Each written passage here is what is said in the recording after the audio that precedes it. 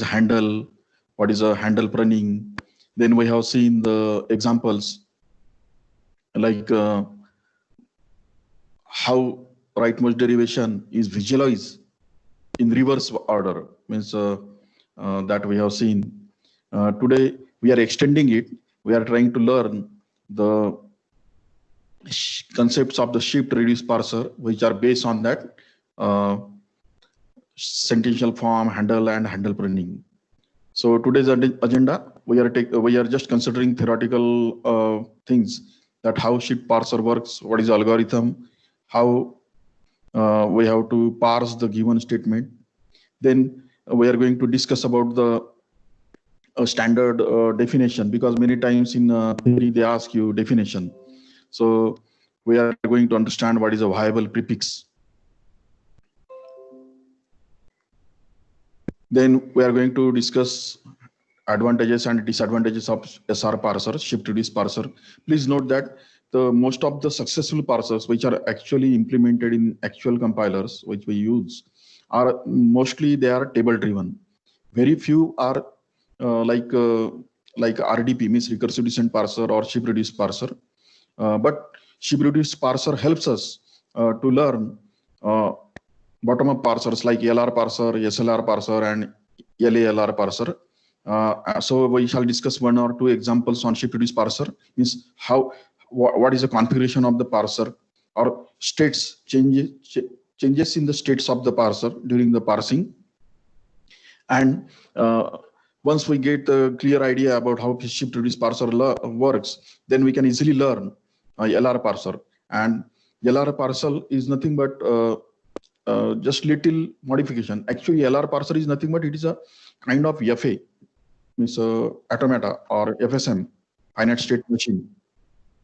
So you may surprise that actually FA is used in lexical analysis, actually in means scanning, means recognizing the keywords of a given language, because language is a set of words. But there are some grammars which can be converted into finite state machines. We shall see. I will be taking 2-3 examples that how to, if there is a grammar G given to you and if it has particular properties, then we can convert that grammar into some finite state machine like FA or FSM. And that FSM works in order to recognize, because machine recognizes the word, machine recognizes the set of words. So compiler's job is to recognize the keywords, identifiers, and all that, and to recognize the syntax errors and all that. So that is the extension of this concept. Anyway, let us see this example. This is we have already done in last session. This is a famous grammar, and we have seen here rightmost derivation. We see, and we revealed that there is a sequence 1, 3, 6, 4, whatever is a sequence of production rules. I told you that this sequence is nothing but it is a representation of syntax tree or a parse tree. So and whatever we do during the derivation, every statement in the derivation is called as a sentential form. And last statement in the derivation, when there is a derivation is a successful, then last statement is there, that is ID plus ID star ID. So that is called as a sentence. Please note, last line is called as a sentential form, and intermediate lines are called as a sentential form. So the sentence is a sentential form which has no capital letters or non-terminals. So this is a typical definition.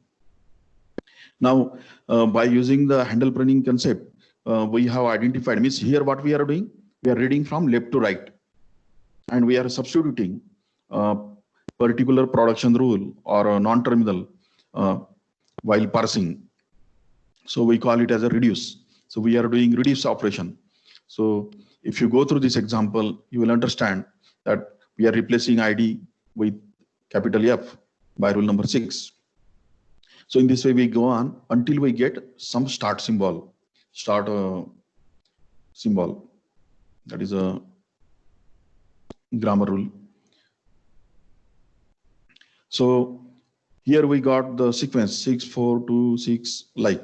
So we can, here from this example, we can understand that what is the meaning of the derivation in a reverse order, deriving a particular statement in RMD, rightmost derivation in reverse order. This is the example for visualization. So this, I just want to revise that thing because these concepts are useful in other whatever we are learning today.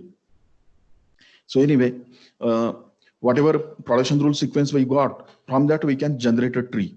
So please, I request you to download or draw this tree as the sequence of production rules are generated.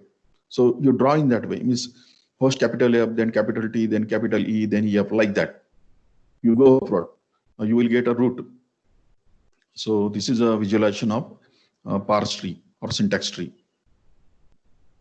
And that's why we call LR grammar or LR parser as a left to right reading and rightmost derivation in reverse. So I hope everybody got this concept crystal clear. Anyway, last time we have seen in theory what is shift reduce parser. Actually, there are 4 actions: shift, reduce, accept, and error. And there is one more component that is called as a stack and input buffer.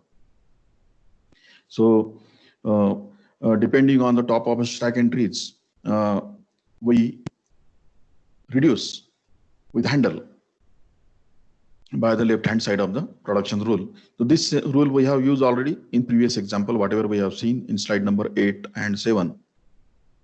So this is again theoretical detail, but they ask you theoretical, so you download this and write a note in your copy that how shift reduce parser works. This is the operation of shift reduce parser. This is a theoretical. So anyway, this is a algorithm given in book that, as I told you, that there is a stack also, there is an input buffer, and some algorithm is there. So this is given on page number 240.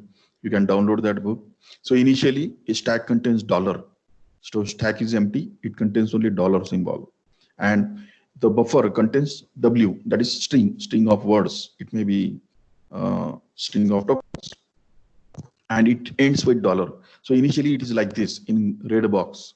And when we do parsing, when we do reduction and shift operation, then accept operation, whatever, these are the 4 operations: shift, reduce, accept, and error. Error means what? When you try to substitute some handle or you want to reduce something, but you are not able to reduce because there is no available production rule to replace that string or substring. So that is called as error. And during that, on that event, we call some error routine.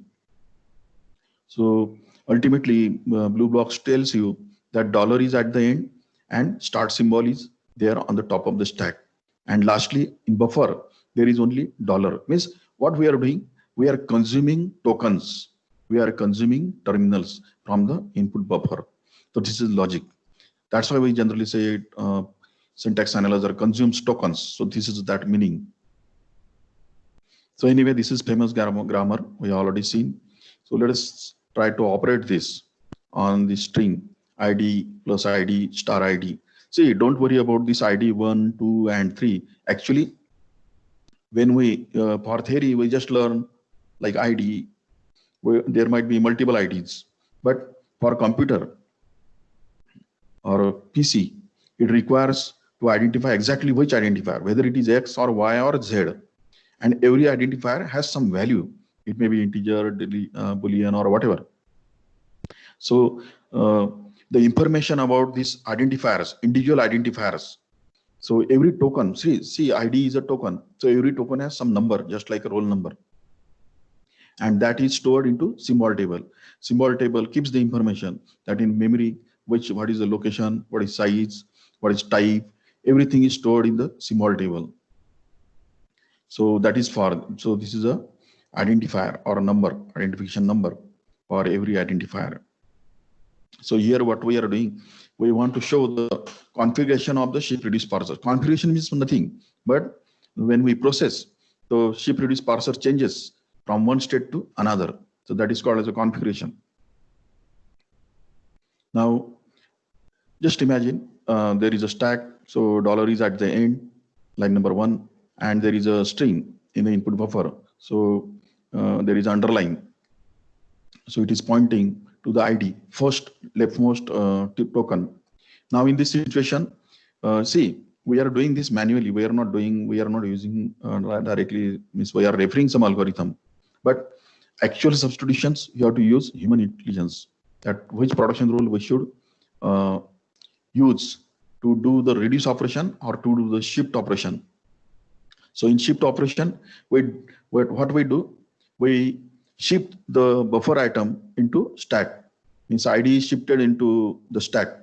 So the underlying ID will be on the top of the stack. That means it is a kind of push operation. But in case of reduce operation, we reduce with the handle LHS of the production rule. See here, there are 4 production rules. So it is just like a previous example, but we are using here stack.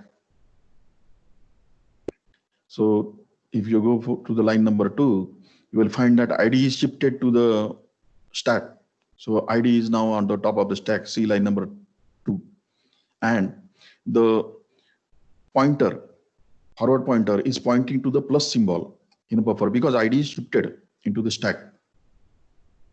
Now there are only 4 tokens along with $. Now ID is there. So we are using production rule number 4 to reduce this ID. So in line number 2, we are reducing this ID and we are using production rule number 4. So what will happen? So we are doing the pop operation, we are removing ID from the top of the stack and we are pushing LHS, left hand side of the production rule number 4. So line number 3 tells you the content of the stack. So in this way, we have to proceed. So it is very simple. Now, here plus is there. Now, if every time you have to refer the set of production rules, all the production rules. Now, if you don't find anything, you can do simply a shift operation. So in line number 3, what we are doing, we are shifting plus into the stack. So there is a shift operation. Again, we are not getting anything because we don't have a proper production rule to do reduction. So again, in line number 4, we are shifting ID into the stack. So line number 5 will be like this. So what will happen? It is giving you $, E plus ID. We have done 2 shift operations, line number 3 and 4. Now ID is on the top of the stack. Now we have already a production rule number 4 is giving you ID. So we are replacing that handle. So we are replacing ID with E. So in line number 6, you are getting E plus E.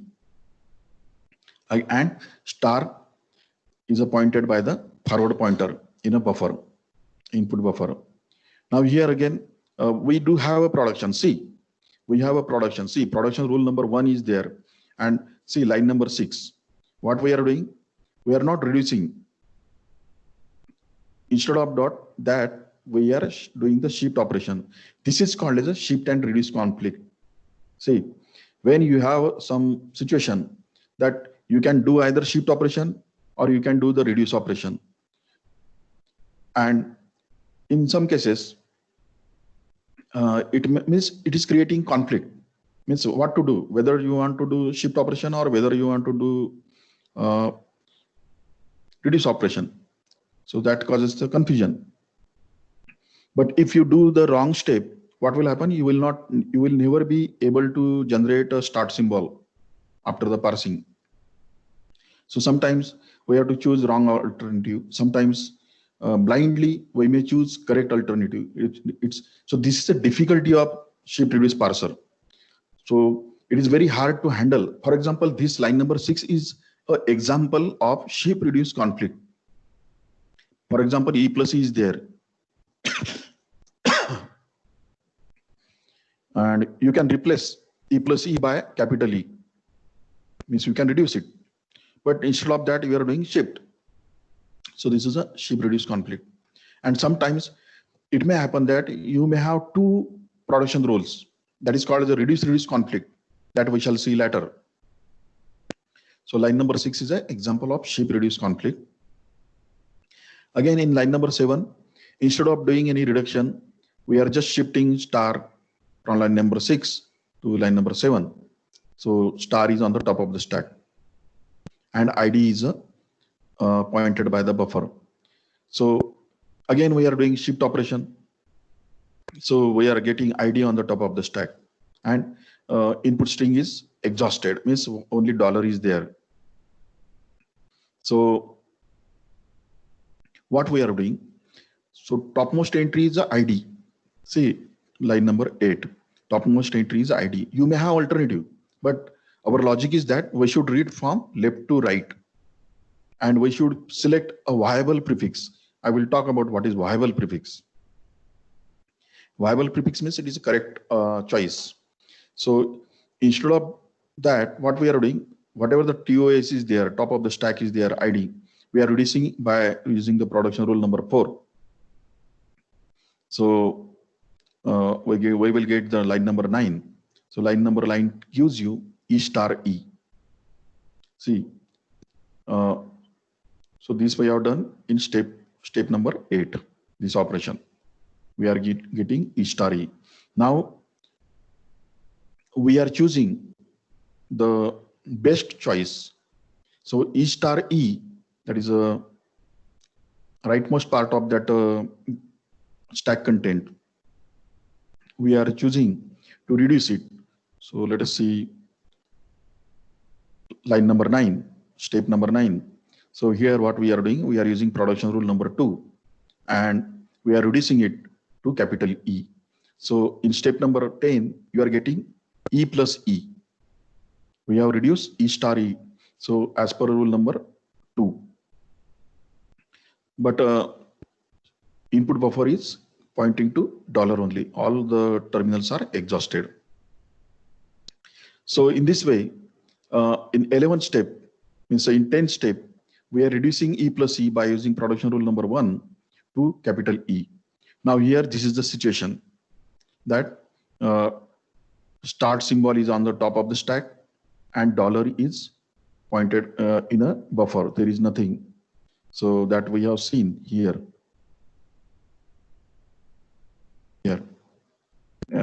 That dollar in blue box, dollar and start symbol is there, and dollar is in the input buffer. So this is the imagination. You can recall previous diagrams.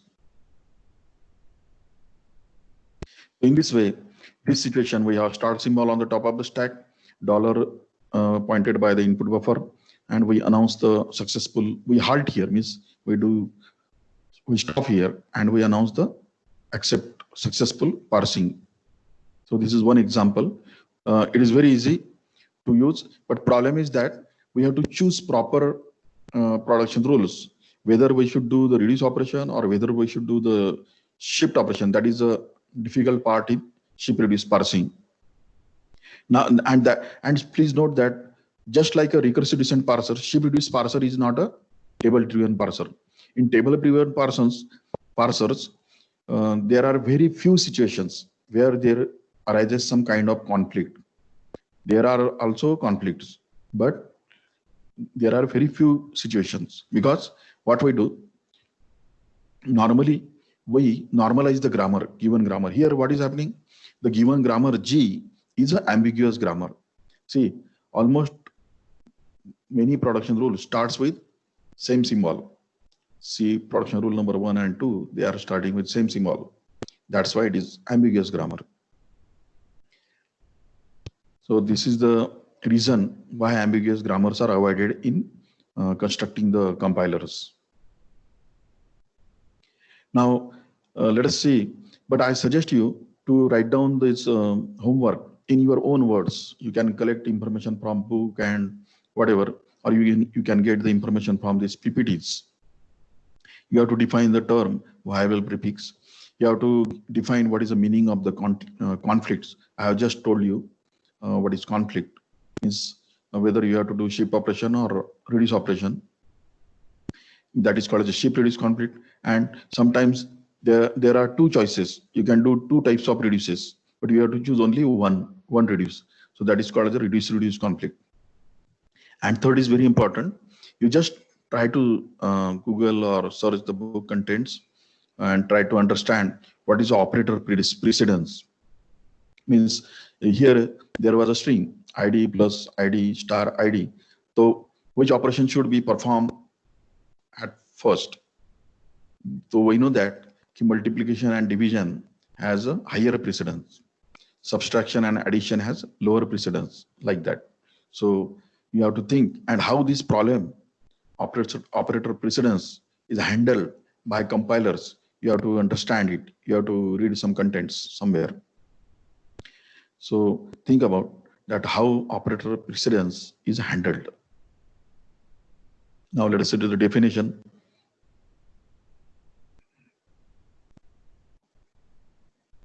Viable prefix. I will just read it.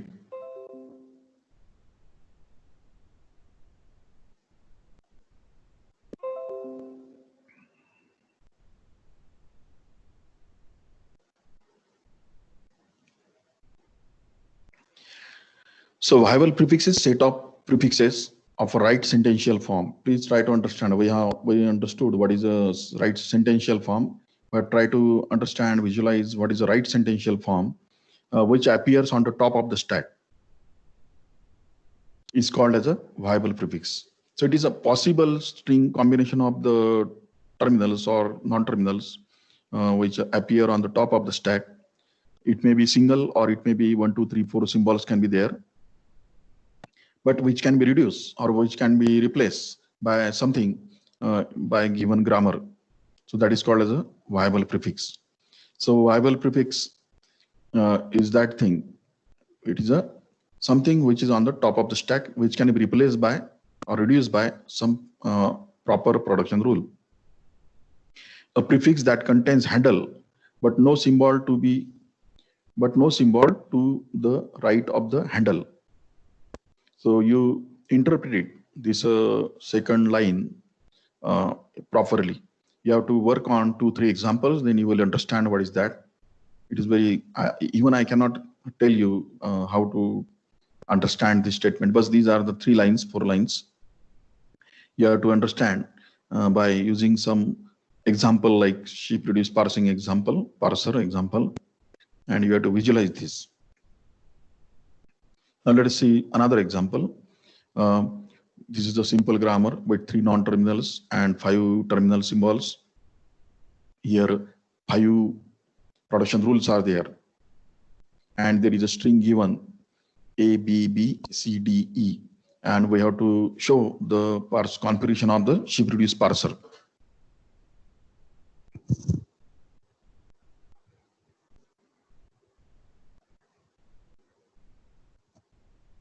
So first task is that we should give numbers to the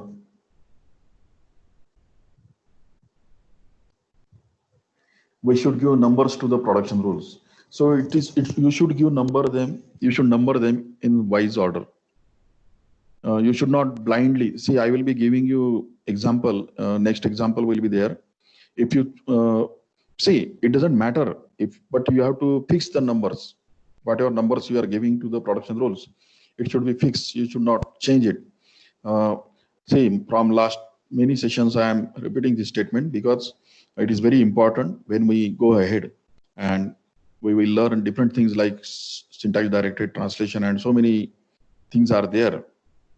Then you will understand what is the real importance of giving the right numbering to the production rules. Now, what is this slide? This slide is telling you how to do bottom-up parsing. So this is an example of bottom-up parsing. And here, whatever underlying is called as a viable prefix. Please try to understand. This is an example of viable prefix. So viable prefix are chosen to reduce the given string.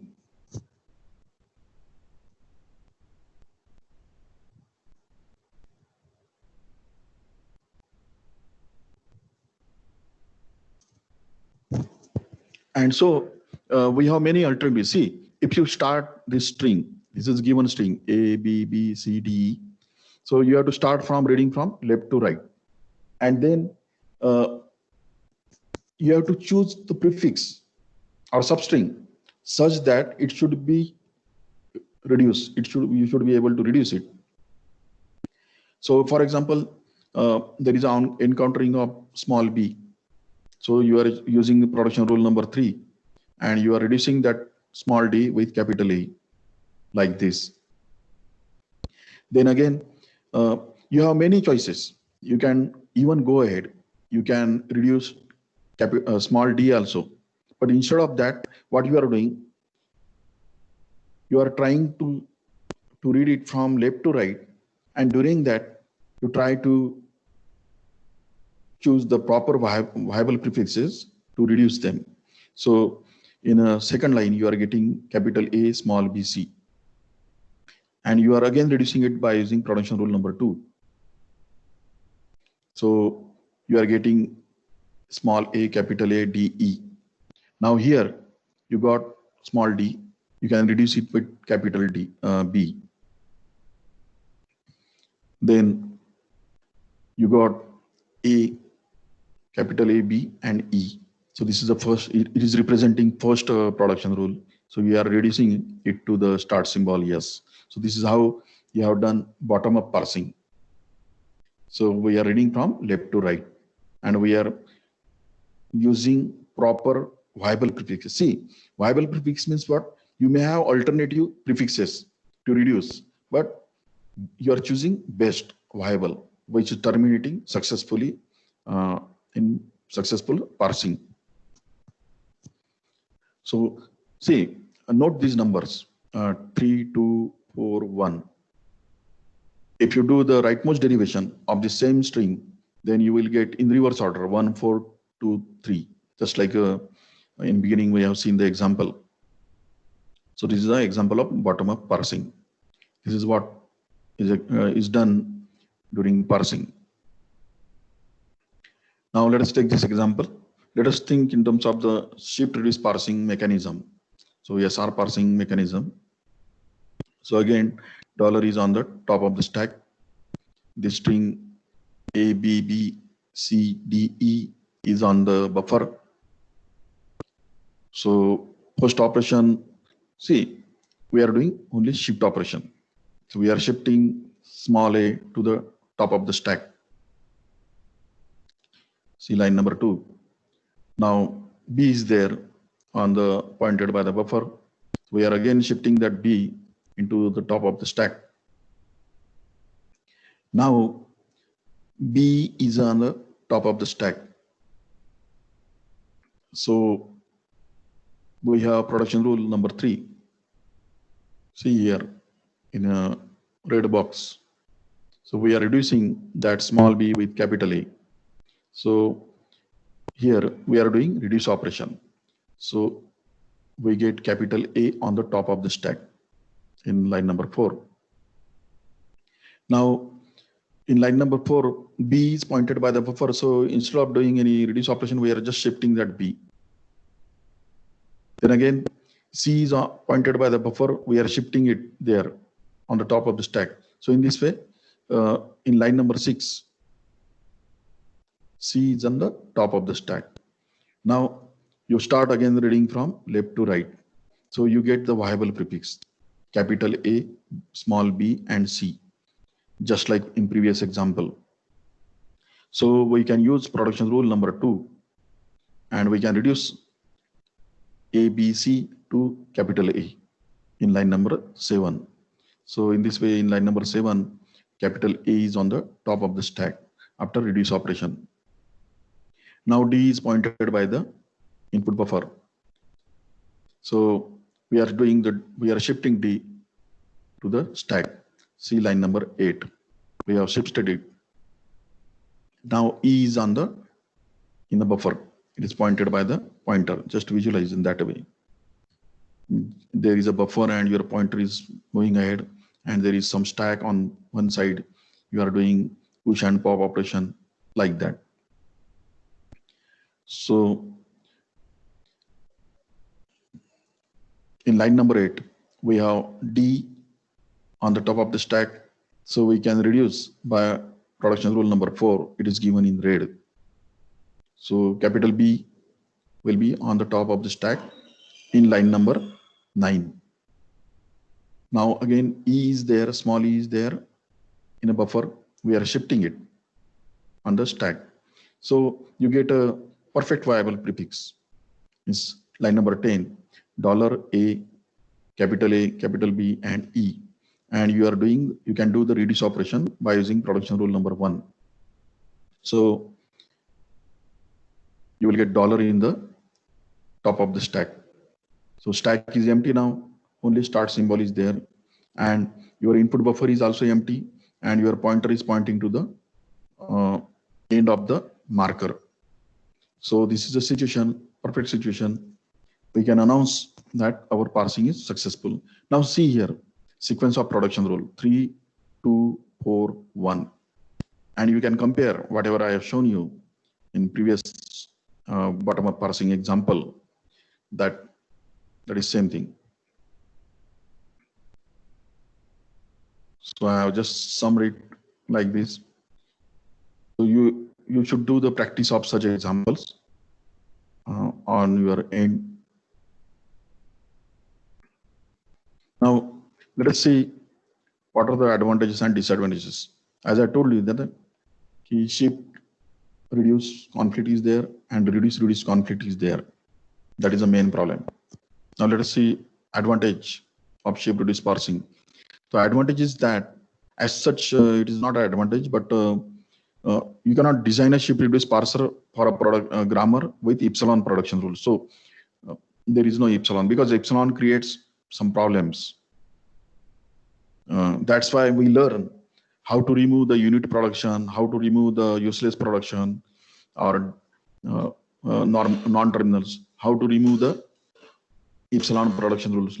So I suggest you to revise certain examples of removing epsilon production from given grammar.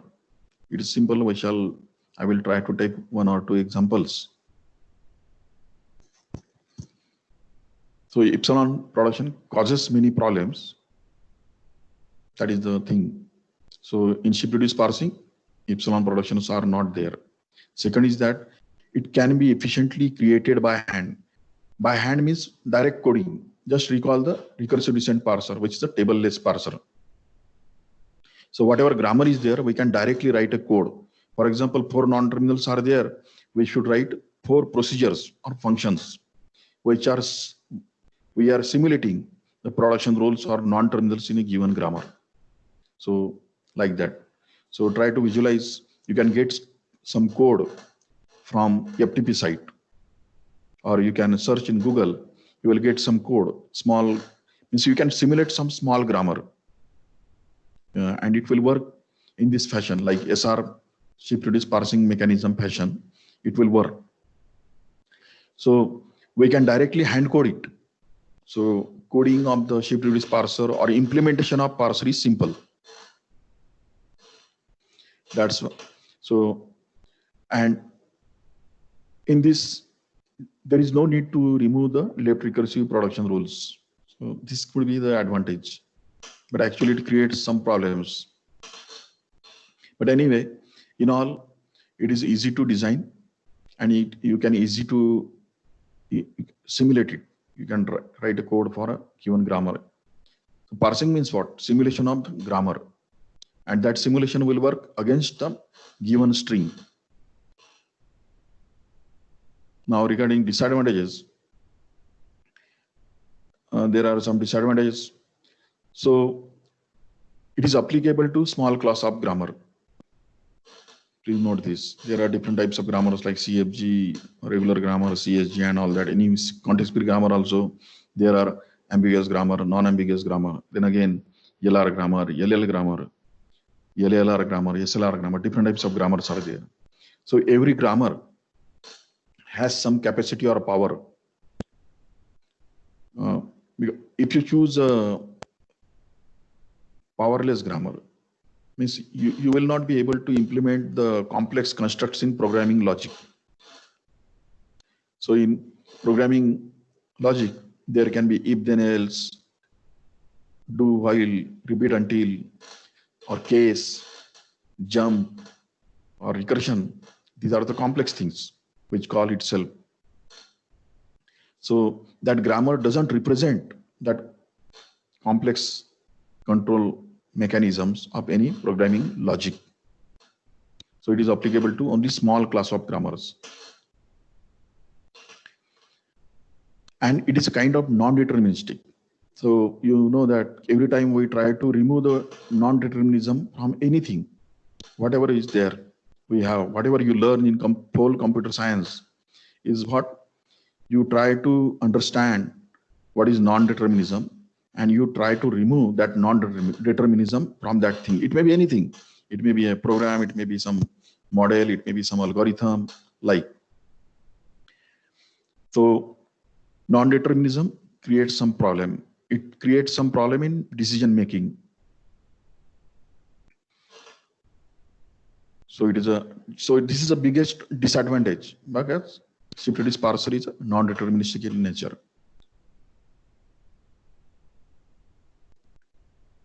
It is not suitable for loops. Loop-like situations are there. You can imagine for loop and other loops.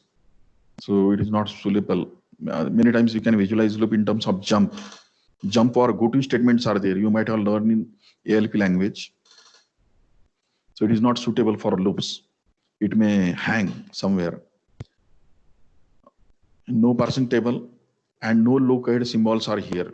We are not using here any look-aheads. So these are the disadvantages.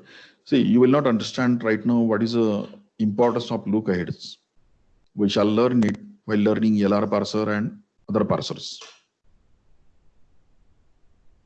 Now, just for rebrushing, we shall take one more example, and you just take this snapshot of this slide and try to work in home.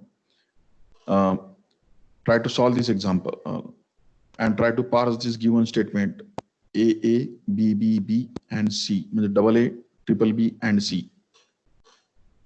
Here 4 non-terminals are there, only 3 terminals are there. And try to solve it at home. So give the numbering, proper numbering to the production rule. See, here what I have done. I have given rule number 2 and rule number 3.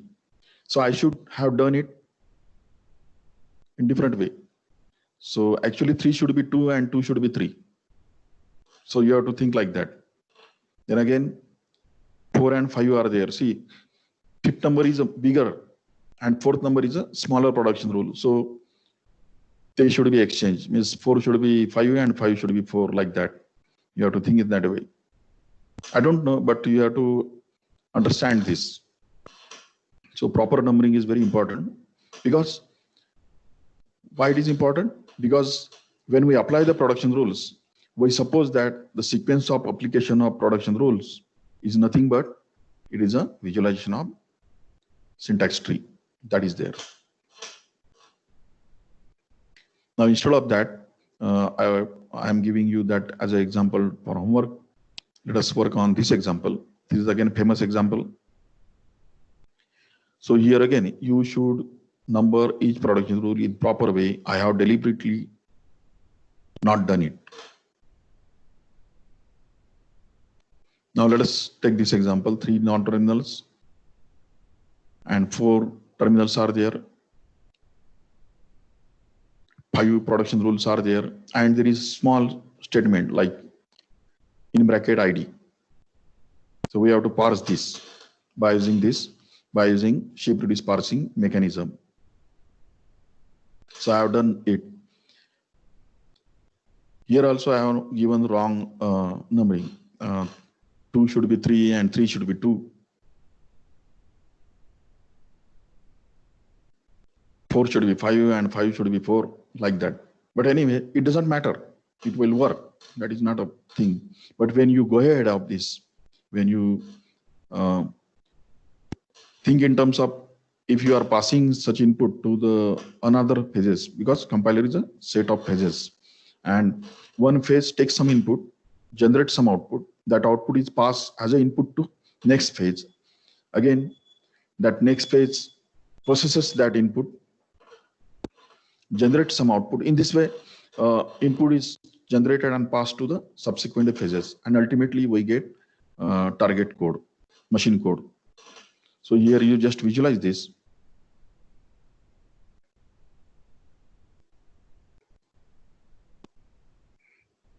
Please, I request you, please send me 2-3 screenshots on my personal WhatsApp so that I will understand you are able to receive me properly.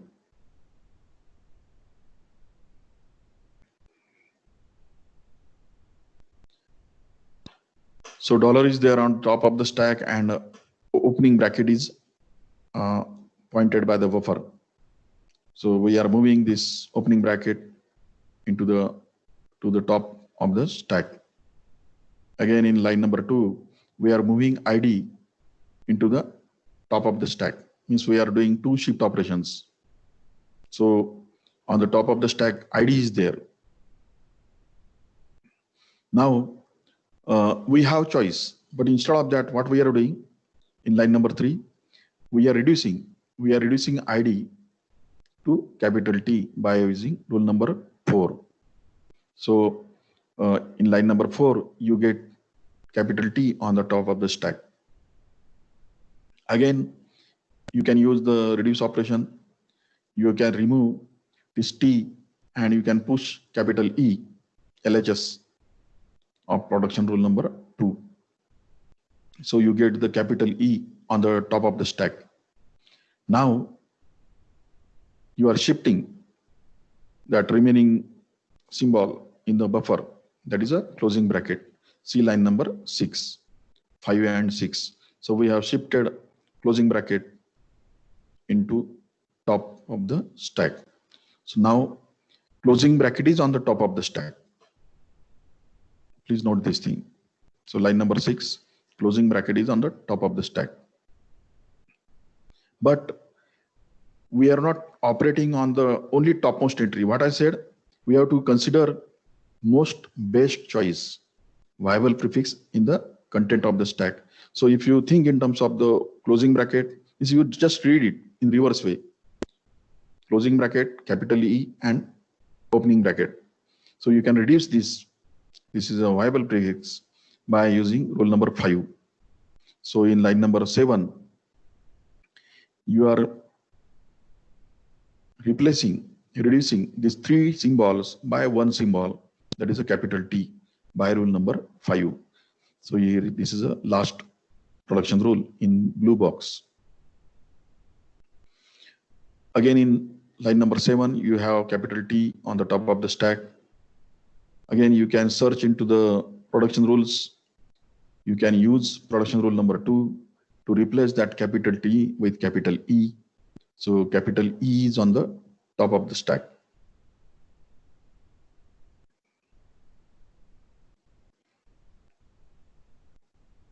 Now here in line number 9, I should have shown capital S. So by mistake, I have not typed it.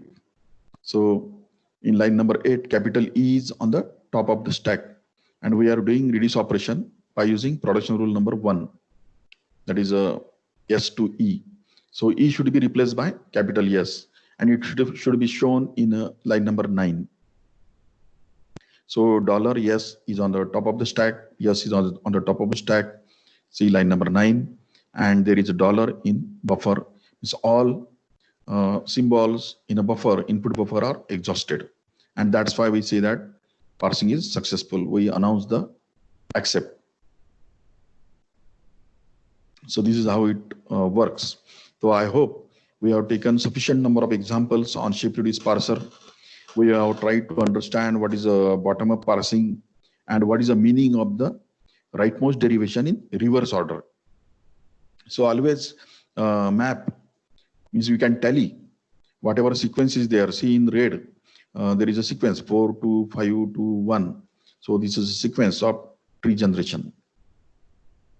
You can read it in reverse order. So it will give you rightmost derivation sequence.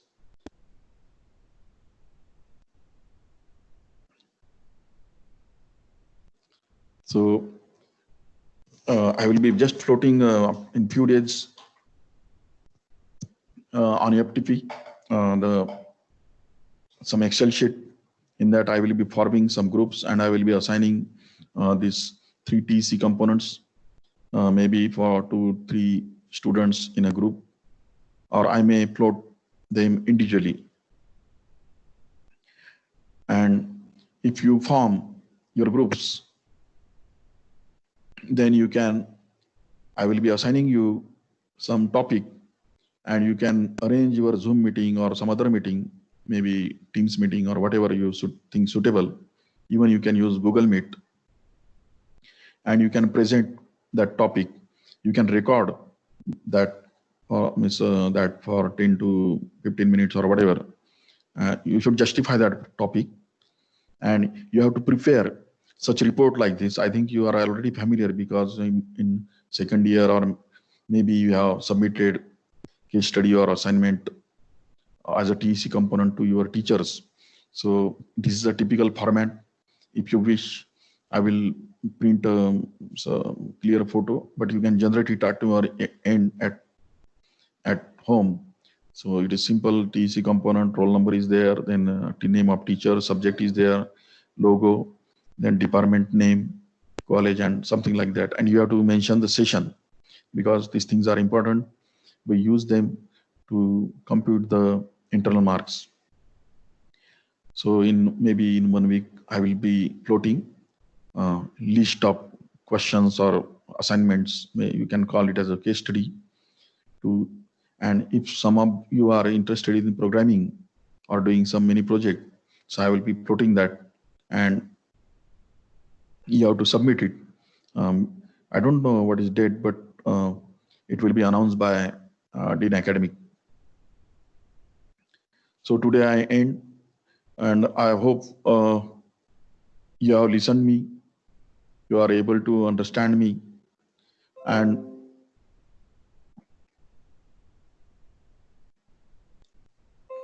so I request you to, if you wish, you can ask me some questions in WhatsApp or you can mail me if you want. I may repeat some examples if you wish that you want some clarity in that. I can do it. So I am thankful to you. Please just raise your hand so that I will understand everything was okay and I will close this session. Thank you very much. Thank you, Gargi, Swaraj, Hriday, Aishwarya, Abhishek, Sakshi, Radhika, Abhishek. Thank you very much. So I am closing it. Thank you very much.